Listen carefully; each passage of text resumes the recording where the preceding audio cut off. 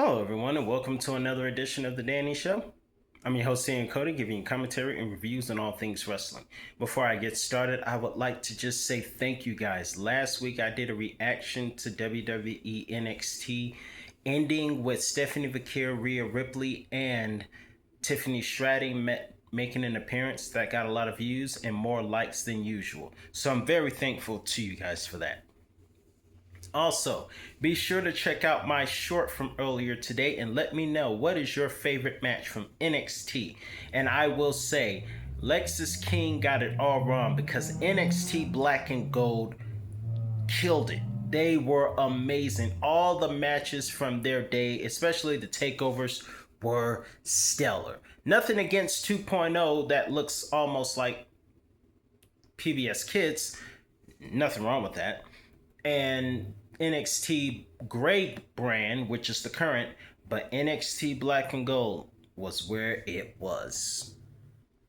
Speaking of Lexis King felt the wrath of Jasper Troy, of what's that man's name? Miles Bourne. Excuse me, I keep getting the names mixed up. Miles Bourne and Finn Balor gave Lexis King the wrath for disrespecting NXT Black and Gold. Of course, we have to point out that Finn Balor brought his old theme back and turned face for one night only because he's still with the Judgment. They are still villains.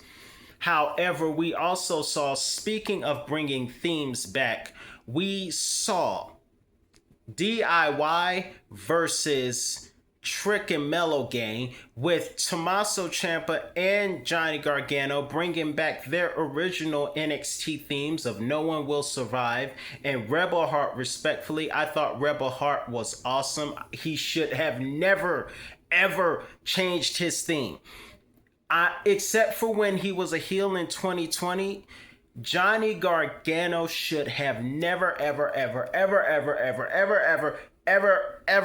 Infinity changed his theme song, but he brought it back for one night only. Unfortunately, thanks to The Miz, MJF failed plan A. Trick and Mello won the match. Of course, Miz is in alliance with Carmelo Hayes over on SmackDown. We also saw in the great opening, by the way, I really enjoyed how they opened up the package of NXT package video with Coheed and Cabria. I think I pronounced it correctly. Coheed and Cabria, Welcome Home. That is the name of the opening song. And me being a hard rock and metal fan from time to time, I am very familiar with that song. So I don't know why they used a song for breaking up with your girlfriend to open up NXT, but NXT Black and Gold was known for having a heavy metal feel, much like the Attitude Era and early Ruthless Aggression, which I really appreciate. Of course, we thought there was tension between Shawn Michaels. By the way, Shawn Michaels, I hope his surgery goes well in the future whenever he has it. I thought we saw tension between Shawn Michaels and Triple H about who's going to run NXT. Then William Regal came out and gave us some nostalgia by saying War Games. I would love to hear Triple H say War Games. That would be so entertaining to hear. Of course, Charlotte Flair and Alexa Bliss, one of the pioneers of the female division on NXT, alongside with the belt collector Monet. I'm looking forward to seeing Mercedes Moné come back to WWE, but right now she is the CEO and belt collector of AEW.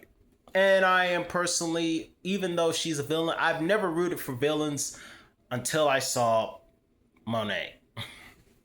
Probably because she's cool in real life, from rumor. I don't know.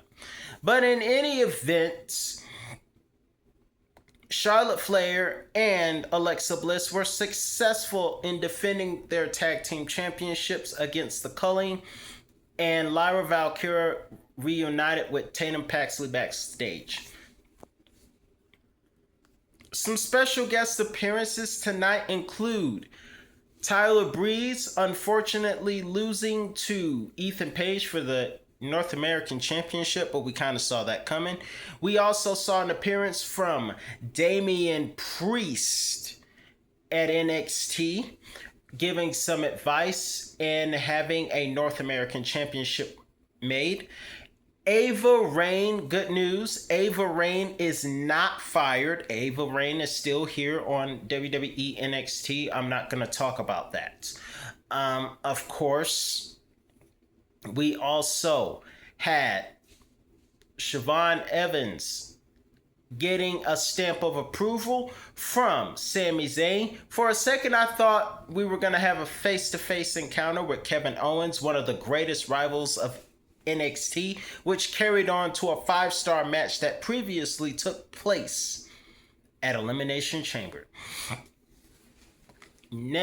Now we also have the Grayson Waller effect with with Obafemi and Ricky Saints being interrupted by Trick Williams. And next week, we're going to have a title for title match between two NXT stars for the NXT and TNA Championship.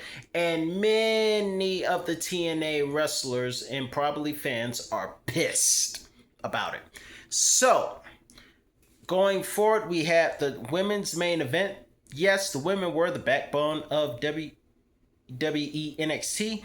And tonight we had Lyra Valkyria replacing Tiffany Stratton. I hope Tiffany's okay. We have Lyra, Rhea Ripley, and Stephanie Vaquer, awesome team, facing off against Fatal Influence. And before there was Fatal Influence, there was... what was that? Toxic Attraction. Of course, they fired Mandy because of what Mandy did in her personal time, which personally I understand, but I don't necessarily think what a person does. I'm gonna let that go. But any event moving forward, Mandy Sachs is actually doing pretty well, so God bless her. So, moving forward, the 6 women tag match tonight was great.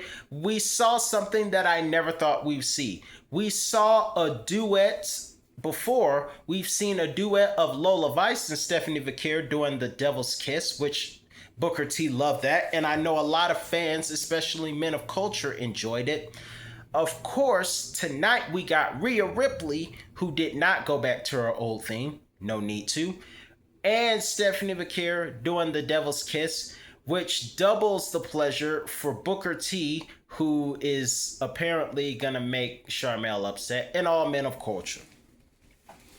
Of course, we had Bianca Belair in the audience for the main event. We had Montez Ford. Unfortunately, his partner Angelo Dawkins wasn't there to celebrate, as they had a moment with Dark State. And of course, we saw Joe Hendry from